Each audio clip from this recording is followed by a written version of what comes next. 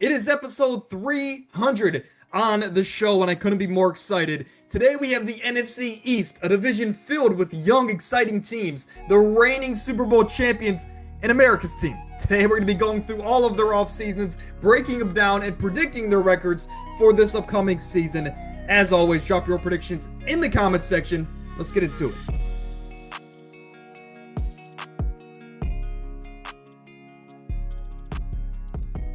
But let's start here with your Super Bowl champion, Philadelphia Eagles. This is a team that lost a couple pieces this offseason, and they could have got complacent, but boy, do I think they got better. We'll start with what they lost. They lost guys like Milton Williams, Josh Sweat on that defensive line, C.J. Gardner on the back end of the defense, and on offense, they revived his career, but Mekhi Becton went elsewhere to get more money. So to replace these guys, well, we'll start in the NFL draft. You got a guy like Jahad Campbell who can be a way better version of Josh Sweat. He was the best linebacker coming into the NFL draft this year, and he's a bit of a wild card. You can use him on the edge. You can use him as a true linebacker.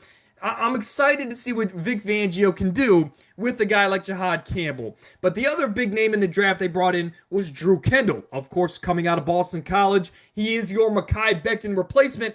At the bare minimum, he's going to be a great depth piece because, of course, colleges like Iowa, Notre Dame, and Boston College, they always produce great offensive line prospects in the NFL. Now, in the offseason, you brought in a guy like Kenyon Green because you lost Mekhi Becton. Okay, that's a big loss.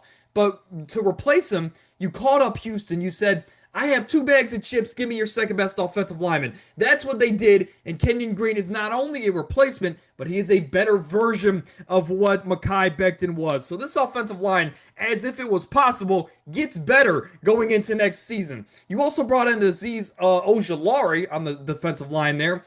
Ultimately, this is a team that just is so good at replacing what they lost. And this is such a team that's so good at retooling, is I guess a better word there. Now, unless you are the Kansas City Chiefs, if you're in the Super Bowl the year prior, you do have to worry about injuries for that next season. But for the Philadelphia Eagles, I'm praying that this team can stay healthy because, well, they're fun to watch. I do think that they open up the season with a win at home against Dallas, and I think they go into Arrowhead. And despite the Chiefs wanting to get their revenge on the Eagles so bad, I think the Eagles make a statement early in the season and say, hey, we are still the team to beat. You go into Arrowhead and you beat Andy Reid again, starting the year 2-0. Now, after that win in Arrowhead, I do think you come back down to earth a little bit. You lose to the Rams at home, which is a bit upsetting, but the Rams were the only team in the NFL that showed the Eagles were beatable last year, especially in the postseason. Then you go into Tampa Bay against maybe the best offense in the NFL, and I just think that Tampa Bay is going to win a shootout there. So you're 2-2, not the greatest start, but I think you pick it up here. You beat Denver, the Giants in New York, Minnesota in Minnesota, and then the Giants yet again going into your bye week at 6-2. So you had 2 rough losses there against NFC opponents, but ultimately at the midseason mark, I'd say you're pretty happy. Now, the second half of the Eagles' schedule is a lot harder than the first half, and I do think that it starts to wear on this team a little bit, so the record may not imply how good of a football team this team actually is, so keep that in mind, Eagles fans. But I think you beat Green Bay and Detroit, but you lose to Dallas. Now, after that loss to Dallas, you look at your remaining schedule, weeks 13 to 18, is incredibly hard. You have Chicago, which should be much better this year. You go into LA to play the Chargers. You have Vegas, who I think is a very underrated team. Then you go in Washington, in Buffalo, finish off with Washington as if they aren't a good enough team. You got to play them twice in 3 weeks. So I think you lose 2 of these games. No matter which games you want to pick, I think going into Washington and into Buffalo is incredibly tough, but I think they get everything together, and playing for the division in Week 18, you get your things together again, you're healthy, you beat Washington to win the division, and you go 12-5. Now, the Cinderella from last season was, no doubt about it, the Washington Commanders. I like their offseason as well. Despite losing a franchise legend in Jonathan Allen up front, I think you did a pretty good job outside of that to retooling this roster. You drafted Josh Connerly and Trey Amos. Trey Amos, long physical corner, played in the SEC, should help out on that back end of the defense. And Josh Connerly, a guy that used to be a running back, now he is an offensive tackle. Of course, played at Oregon for his collegiate days, but you can use him across the entire offensive line. It's going to be a great addition for Washington. Now, they address the offensive line even more so, bringing in a guy like Laramie Tunsil. These top dogs in the NFC East just abused the Texans front office this offseason. Now, outside of that, you also brought in Deebo Samuel, Jonathan Jones to help out on the back end of the defense. This is a team that is doing everything the smart way. They have a young quarterback that's great, and he's on his rookie contract. So to take advantage of that, you build a Super Bowl ready roster around that young quarterback, and hopefully he continues to progress. Because if he does, I mean, this is a team that was one step away last year. If they continue to progress, and he does as well, they are going to the Super Bowl. Now, as far as their schedule is concerned, just like Philadelphia, they have a tougher schedule, but I don't think that the record of the Commanders will, I guess, imply how good this team actually is. So keep that in mind, Commander fans. By the way, love the throwback jerseys. I think they're slowly, I guess, embracing the fact that they made a mistake and they need to bring back what we all knew and loved about the Washington Redskins. But I do think they open up the year hot, winning 3 games there against the Giants, the Raiders, who I think are a much improved team, and going into Lambeau is a big morale boost for the beginning of the season. But going into Atlanta, I think is where they get their first loss. Explosive offense with Kyle Pitts, Drake London, Darnell Mooney, again, Michael Penix, and Bijan Robinson. I think they could put a lot of pressure on this Washington secondary and get the win there. Now, for Washington, outside of that, you beat the Chargers, lose to Chicago. They get their revenge from the Hail Mary loss last year. You beat Dallas. In Arrowhead, you lose that one, and then Seattle's kind of a toss-up game. You're 5-4 at the midseason mark, now where you want to be, but I think you look at your season and say, okay, we've had some bumps along the road. Now it's time to turn it up a little bit. You win against Detroit.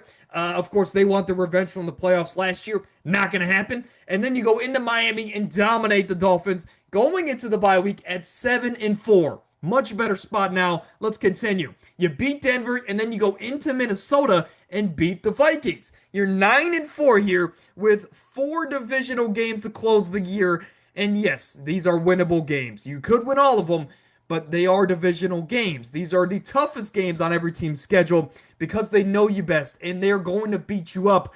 So I think Washington will stumble into the playoffs. But again, just like last year, you have the offense, you have the veteran pieces in place to make a run yet again. I think you lose in New York to the Giants, you beat Philadelphia, but then Dallas, you split with them, and you split with Philadelphia to close the year. You still make the playoffs, just not where you want to be. I think it's a do or die year in Dallas and for America's team, not because they made a head coaching change, but I think, hey, Dak Prescott, he's getting up there, and this is a team that has been stuck in purgatory. If they want to finally make a big change and get this team in the right direction, maybe they move off of Dak Prescott. But let's talk about their offseason. You drafted Tyler Booker, Donovan Onwuzurike, 2 guys I love in the trenches. Then you got Siobhan Revel, one of the fastest players in the draft, period, out of East Carolina to help out Trayvon Diggs on the outside. And then you also brought in my Gator, Shamar James. Great coverage linebacker, and he's going to be able to coverage the tight ends in this division like Zach Ertz and like a guy like Dallas Goedert. Dallas fans, he's going to be a fun player for you. You also went out in the offseason and you said, okay, we brought in Javonte Williams, we brought in Joe Milton. Maybe could be the reason Dak is gone if they have a subpar year. But then you traded for a George Pickens to elevate this offense. So now you have an offense with Javonte Williams, George Pickens, you have, of course, CeeDee Lamb, you have Jake Ferguson coming back into the mix, an improved offensive line, an improved defense. That sounds like a broken record here, but Dallas did improve this offseason. However, when I look at their schedule, it's just not favorable for a team like Dallas. Going into Philadelphia to open up the year, week 3 you're going into Soldier Field to take on the Bears. Then you play Green Bay. I do think you can beat the Giants, but ultimately 1-4 to open up the year with a rookie head coach. Then you can start getting some momentum with the wins against the Jets and Carolina, but those are losable games as well. Then Washington in Denver. Then you have Arizona Ultimately, you're 4-5 at the midseason mark, going into your bye week, and now this is where you need to turn it up. But can you? Is the question. I really just I'm gonna throw it all up there. I think you lose in Vegas to Vegas. Of course, this is a team that I think is going to be a lot better this year, and I think they're going to be a fringe playoff team on the AFC side of things. So losing that game doesn't look so bad, but we'll come back to that loss in a moment. You beat Philadelphia, but again, Kansas City, in Detroit, Minnesota, the Chargers at Washington, and then you play a divisional foe in their hometown in Week 18.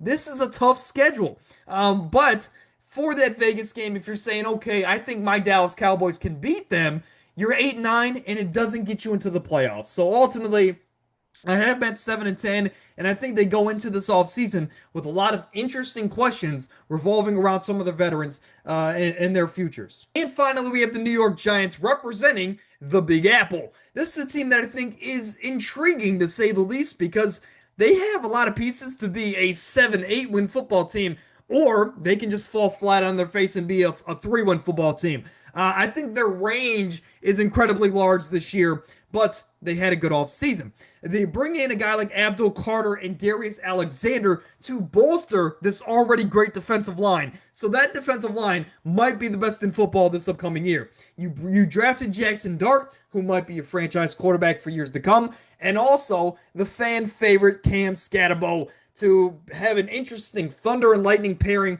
with Tyrone Tracy in this backfield. Should be interesting to see this year. You bring in Russell Wilson to be the starter. You also brought in Jameis Winston. Of course, you also have Tommy DeVito. So it's a loaded quarterback room, though Tommy DeVito may be cut. Javon Holland was a great addition in the offseason on the back end of this defense. And outside of these great additions, you only really lost Azeez Ojulari. There we go.